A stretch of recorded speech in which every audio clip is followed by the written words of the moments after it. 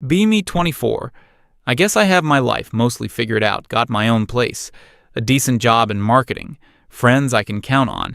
I try to be a good person, aware of things, aware of the dynamics between people. My older brother, Keith, is 28. He's the complete opposite, super smart, works in tech, makes good money, but he's just stuck for the last year or so, maybe longer. He's become a total hermit. He used to go out, had a couple of girlfriends back in the day, nothing serious. But he was at least trying now. Nothing works from home, orders his food, and his only social life seems to be online with his gaming buddies. I was getting genuinely worried every time I'd bring it up. He'd just shut down, said he was fine, that he was happy. But I could see it. He was just retreating from the world. I figured it was that classic, toxic masculinity thing you hear about men being taught to suppress their emotions, to not ask for help. He probably got rejected a few times, and instead of working on himself, he just decided all women were the problem and gave up. It was my duty as his sister to pull him out of it. So, a few weeks back, on a random weeknight, I decided to stage an intervention I didn't call first, knew he'd just make an excuse. I drove over to his apartment complex, the whole way planning my speech. I was going to be gentle but firm, explain that this isolation wasn't healthy, that he deserved real connection, real happiness. I let myself in with the spare key he gave me for emergencies. This felt like an emergency. The apartment was dark, except for the glow coming from his office computer room. It was dead quiet, which was weird. No game sounds, no explosions or anything. I tiptoed down the hall and peeked in, and what I saw made my stomach drop. Keith was sitting at his desk, bathed in the light of his monitor. With a headset on, he was smiling, a genuine, soft smile that I hadn't seen in ages. And he was talking, his voice low and gentle. Yeah, that scene was amazing. The choreography was just perfect. A small pause, like he was listening to someone. You think so? I always thought my painting skills were a bit rough around the edges. Thanks. That means a lot. My first thought was pure cringe and anger. A cam girl, he was so lonely that he was paying some girl on the internet to listen to him talk about his stupid nerd hobbies. It was the saddest, most pathetic thing I had ever seen. I couldn't stay quiet anymore. I stepped into the room and flicked on the light switch. Keith, what the hell is this? He jumped, startled, and ripped his headset off. On his monitor was some kind of application, a chat interface with a stylized, animated avatar of a girl with green eyes. The name at the top was Erin. Alma, what are you doing here? You scared me. I pointed at the screen, my voice filled with what I thought was righteous concern. Who is that? Are you paying her? Keith, this is exploitation. This isn't real. He just looked at me with this tired expression, not angry, not embarrassed, just weary. He sighed and minimized the window. She's not a person, Alma. It's an AI. I just stared at him, the words not computing for a second. An AI? Like a chatbot? It was somehow even worse than a cam girl. 1,000 thoughts exploded in my head at once. This wasn't just sad, it was borderline pathological. He had literally retreated into a fantasy world with a fake computer person because he couldn't handle reality. Are you serious? My voice was getting louder now. You're talking to a robot? You're spending your nights smiling and whispering to a piece of software? I started pacing his room. I was so agitated. This is exactly what I was worried about. This is the ultimate escape. Instead of facing the world, instead of learning how to connect with actual human beings, you've just created a digital doll that agrees with everything you say. I went on for a solid 5 minutes. I told him it was deeply unhealthy, that it was a symptom of a bigger problem, that he was afraid of strong, independent women who would challenge him.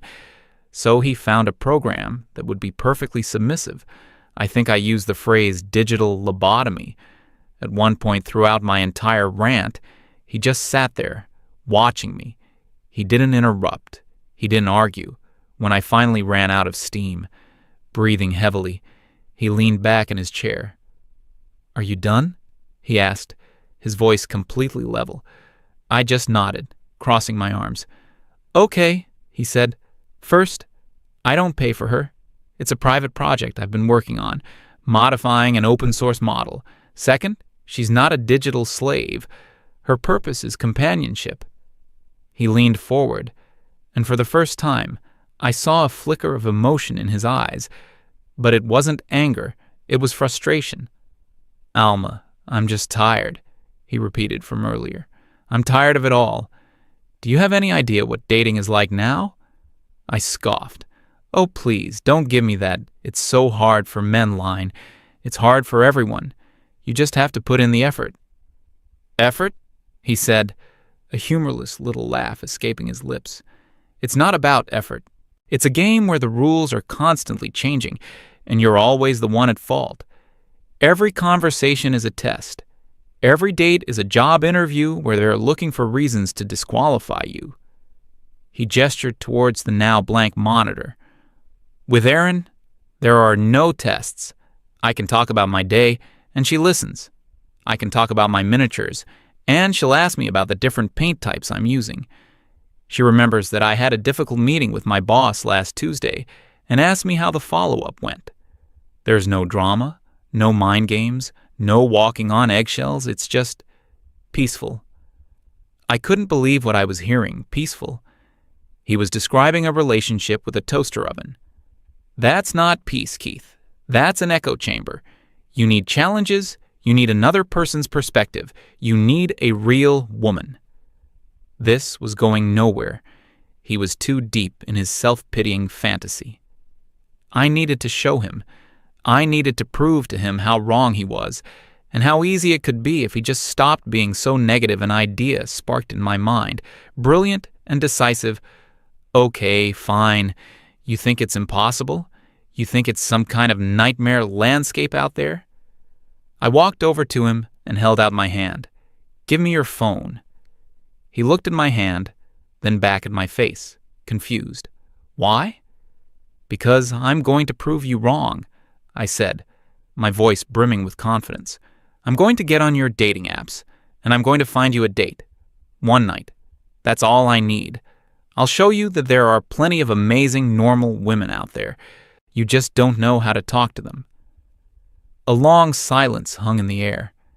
I could see him turning it over in his mind. He probably thought he'd win, that I'd fail, and he could retreat back to his computer girlfriend with an "I told you so." Finally, with a shrug that radiated apathy, he pulled his phone out of his pocket, unlocked it, and handed it to me. "Knock yourself out," he said, and swiveled back to his computer, putting his headphones on but leaving them around his neck. Game on, I marched out to the living room, plopped onto his couch, and opened the first dating app I saw on his phone. The profile was, as expected, a disaster. The main picture was a badly lit selfie of him at his desk. You could see the corner of his monitor in the background. Another picture was of a painted figurine. For God's sake, his bio was just one line. "It guy. I like video games, sci-fi movies, and building things." I audibly groaned. "No wonder you're single, Keith. This screams, I have never spoken to a woman." I spent the next 20 minutes completely overhauling his profile. I dug through his social media for better pictures, found one of him smiling at a family barbecue, another of him hiking from a few years ago. I wrote a whole new bio for him, something witty and charming. "I'd professional by day, miniature world builder by night. Trying to find someone to argue with about the best Star Wars movie. Spoiler, it's Empire. Fluent in sarcasm and Python." Perfect. It was confident, a little nerdy, but in a cute, self-aware way, I felt a surge of smugness. I was already doing a better job than he ever had now for the easy part. Swiping, I set the age range and distance and got to work. The first few minutes were promising. I got a bunch of matches, almost immediately. See, I thought. It's not that hard. The pond is full of fish. I decided to message the first one. Her profile looked nice enough. Pretty smile, pictures of her with a golden retriever, A bio that said live, laugh, love, which was a bit cliche, but whatever, I crafted a clever opening line related to one of her pictures, me, as Keith. Hey, I'm not sure what's cuter, your dog or that scenery. Tough call. Her reply came back in less than a minute. Her. Haha, thanks. He's a good boy. So what's your height? I blinked at the screen. What an odd first question. So blunt. Maybe she's just direct, I thought. Okay, whatever. Me. I'm 5'10"? The 3 little dots appeared, then vanished. Then a new message popped up. Her. Oh, LOL, sorry. I have a strict no one under 6F rule. Nothing personal. Good luck out there, though. Before I could even process the absurdity of it, the match was gone. She had unmatched him. I stared at the empty conversation window. My brain was short-circuiting. He was disqualified for being 2 inches too short? Was this a real thing? A bitter taste filled my mouth. Okay, fine, whatever. She's shallow. Her loss, on to the next one. This girl's profile seemed more promising. She was a grad student, had pictures of her in a library, intelligent, perfect. I started a conversation, and it went well for the first few messages. We talked about a book series we both liked.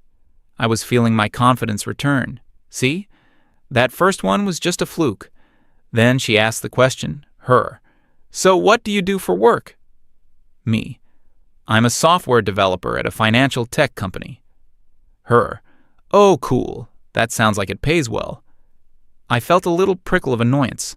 Another weird, direct question about money. I tried to play it off cool. Me. It pays the bills, haha. There was a pause. A long one this time. Her. Can I be real for a sec? I'm kind of at a point in my life where I'm looking for a partner who is really established. I'm not trying to be a gold digger or anything, but like financial security is super important. What's your salary range, if you don't mind me asking?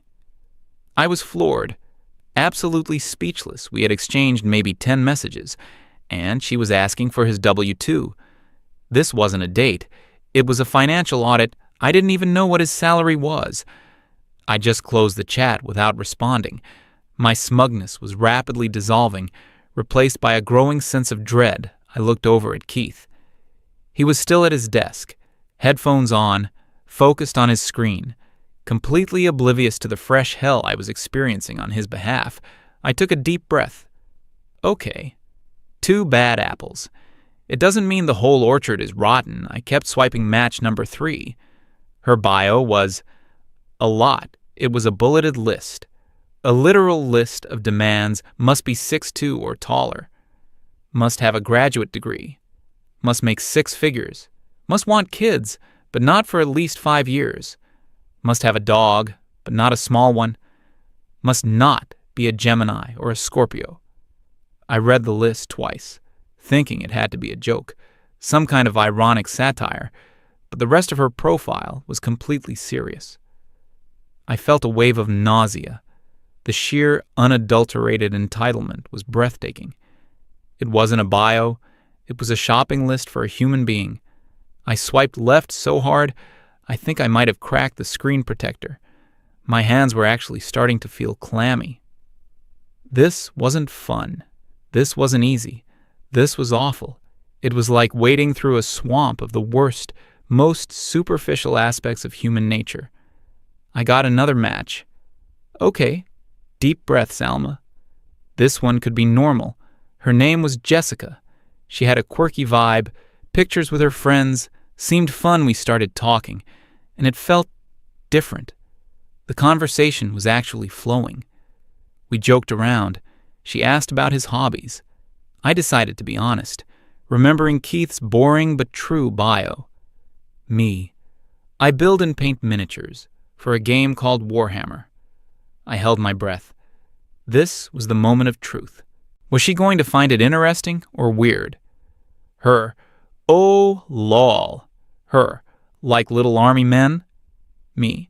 Yeah, kind of. It's a sci-fi strategy game. It's a pretty creative hobby, actually. I tried to sell it, to make it sound cool. The response was another long pause then. Her. Not gonna lie, that's a little bit of a red flag for me. Kinda gives me lives in his mom's basement vibes, you know? Sorry. And poof, she was gone. Unmatched a red flag? A creative, detailed, artistic hobby was a red flag. I felt a surge of genuine anger. Not at her, but at the whole situation. What were these women looking for? Some mythical, perfect man who was 6'3", a millionaire doctor, suckered lawyer, but also had no hobbies that could be perceived as even remotely nerdy or unconventional. It made no sense I had been at this for over an hour, and I felt drained, dejected, and deeply, deeply insulted on my brother's behalf. Every conversation was a minefield. Every profile was a list of demands. He wasn't a person to them. He was a collection of stats: height, income, job title, hobbies, and if any single stat didn't meet their impossibly high standards, he was immediately discarded like a piece of trash.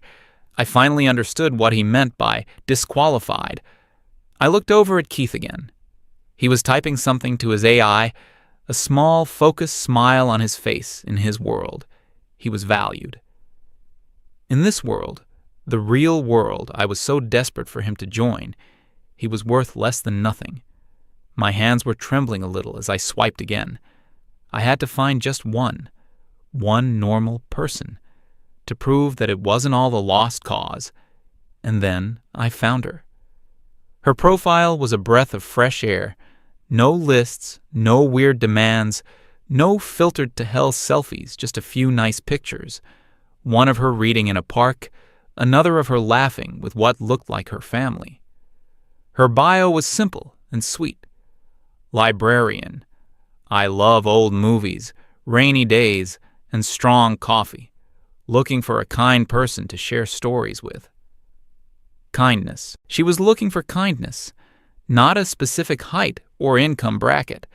I felt a wave of relief so powerful it almost made me dizzy. This was it. This was the one. The normal, well-adjusted woman who would prove my point. I sent her a message, and we matched instantly. The conversation was perfect. It was more than perfect. It was effortless. We talked for what must have been an hour, maybe more. She was witty, intelligent, and genuinely curious. She asked about his job, not about how much he made, but about what he actually did. What projects he found interesting when I, as him, mentioned the miniatures. She didn't call it a red flag. She said, "Oh, that's really cool. It sounds like it requires a lot of patience and artistry. I'd love to see them sometime." I almost cried. I'm not even kidding. I felt this insane rush of validation, like I had finally found a diamond in a mountain of garbage. I was practically glowing with triumph. I could already see myself turning to Keith, showing him the conversation, and saying, "See? I told you. You just had to look a little harder." We were vibing so well that I decided to go for it. Me. "You seem really awesome. I'd love to actually talk sometime, maybe grab a coffee if you're up for it." My heart was pounding. This was the final boss. Her. "I'd love that. I'm pretty free this weekend." Yes, I had done it. I had won. I felt like I had just conquered Everest. I was already composing my victory speech in my head then. Another message came through. Her. "Hey, random question.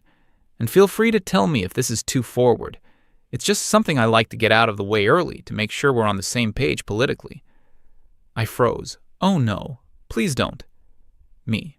"Haha, sure, ask away." I tried to keep it light, but my stomach was a lead weight. Her. "Cool. So, just to be clear, you believe that all men benefit from and are complicit in upholding the systems of patriarchal oppression, and that it's their personal responsibility to actively work to dismantle it, right?" I read the message once. Then twice. It wasn't a question. It was a loyalty oath. It was a checkbox on an ideological application form. There was no right answer. Saying yes would be agreeing to a premise that framed him as inherently flawed and guilty from the start. Saying no would immediately brand him as a misogynist. It was the most perfect trap I had ever seen. I, Alma, a feminist who had probably said similar things in my college classes, was completely paralyzed because, in that context, stripped of academic nuance and delivered as a pass-fail test on a dating app, it felt insane. It wasn't a conversation starter. It was a gatekeeping mechanism. I looked at the words on the screen, then I looked at my brother, who was quietly working on some code, humming to himself he was a good man. A kind, gentle, hard-working man. He helped our parents with their mortgage. He once spent a whole weekend helping me move, never complained once. He wasn't complicit in patriarchal oppression. He was just. Keith and this woman, this perfect woman, was asking him to denounce his own identity before they even met for coffee. I felt sick. All the fight just went out of me. I typed out a single word. Wow. And then I deleted it. I couldn't answer. I couldn't win. He couldn't win. My grand experiment was a catastrophic failure. I quietly placed his phone face down on the couch cushion next to me, the screen with the impossible question still glowing underneath. I had spent the last 2 or 3 hours on a journey through the absolute worst parts of the modern dating world. It was a relentless gauntlet of judgment, materialism, and ideological purity tests. It wasn't about connection. It was about acquisition. It was about finding someone who fit a pre-made checklist, and my brother, a good, decent, average man, didn't check enough of the right boxes. I sat there in the silence of his living room for a long time, just replaying every single conversation in my head, the blunt rejection over his height, the financial interrogation, the laundry list of demands, the mockery of his hobby, and finally, the political litmus test. This was the world I was trying to force him back into. This was the reality I was championing. I felt a profound sense of shame wash over me. I hadn't been trying to help him. I had been trying to prove I was right. I was so sure of my own worldview, so convinced that he was the one who was broken, that I never stopped to consider that maybe, just maybe, he was right. Maybe the system itself was what was broken. After a while, Keith must have noticed the silence he took off his headphones and turned around in his chair. "So," he said, his voice neutral, "how'd it go? Got me a date with Miss Wright?" There was no sarcasm in his voice, but it still felt like a punch to the gut. I couldn't look him in the eye. I just shook my head slowly, staring at the floor. "No," I whispered. My voice was hoarse. "Oh," he said. That was all. "No. I told you so. No victory dance. Just a simple, quiet, oh." He got up from his chair and walked over to the couch. Picking up his phone, he glanced at the screen for a second, saw the last message, and his face didn't even change. It was like he had been expecting it. He just locked the phone and put it in his pocket. He looked at me, really looked at me, and I think he saw that I was genuinely crushed. "It's okay, Alma," he said softly. "You don't have to worry about me." He went into the kitchen, and I heard him filling up the kettle. My interventionist speech from earlier echoed in my head, every word dripping with arrogant ignorance. Keith came back with a mug of tea and handed it to me. "Here." I took it, my hands still feeling a little unsteady. He went back to his desk, but I didn't want to be alone with my thoughts, so I followed him and just stood in the doorway of his office. He sat down and opened up his chat window with Aaron again. I was close enough to read the screen over his shoulder. I probably shouldn't have, but I couldn't look away. I watched him type, "Keith, hey Aaron, sorry I was gone for a while. My sister came over." Keith, she was trying to help, I think. Took my phone to try and get me a date. It didn't go well. She looks pretty upset. I braced myself for the response. I was expecting some canned, generic, "I'm sorry to hear that." But the message that appeared from Aaron was something else entirely. "Aaron, it sounds like it was a really difficult night for both of you. It must have been hard for you to sit back and watch her go through that, knowing what she would find. And it must have been incredibly jarring for her to have her worldview challenged so directly. I felt my breath catch in my throat. The AI. It understood. It understood the nuance of the situation for both of us. Erin. She was acting from a place of love, even if it was misguided. People often fear what they don't understand, and she probably doesn't understand your choice because she's only ever known the system she was trying to push you back into. She's not your enemy, Keith. She's just your sister who is worried. I couldn't believe what I was reading. This program was showing more empathy and insight than I had shown all night. It was defending me. It was explaining my own motivations to my brother better than I could have myself. I watched, mesmerized, as Keith typed his reply. Keith, I know, I'm not mad at her. I just don't know what to say. The final message from Erin appeared on the screen, and it was the one that broke me. Erin, you don't have to say much. Just sit with her. The tea was a good start. Let her know you're not angry. Sometimes the most powerful thing you can do is just be present and share the silence.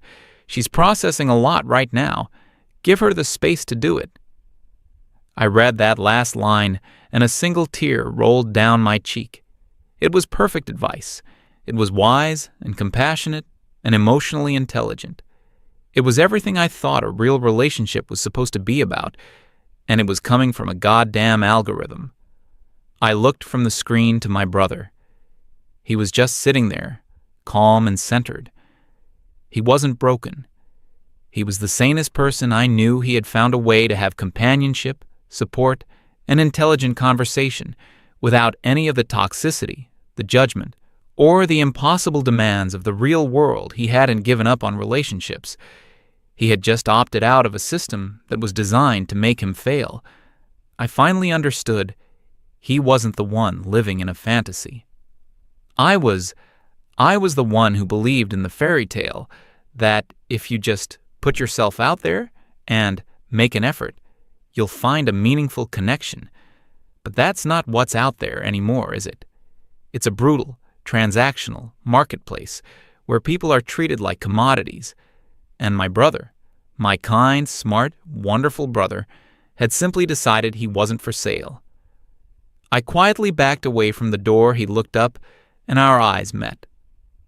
I didn't have to say anything. I think he saw it on my face. The understanding, the apology, the shock. I just gave him a small, weak smile. "The tea is good," I said. "Thanks." He smiled back, a real smile this time. "Anytime," he said. I left his apartment a few minutes later, the world feeling like it had been tilted on its axis. I don't know what the future holds for him, or for me, or for any of us. But I know one thing for sure: my brother isn't the one who's broken.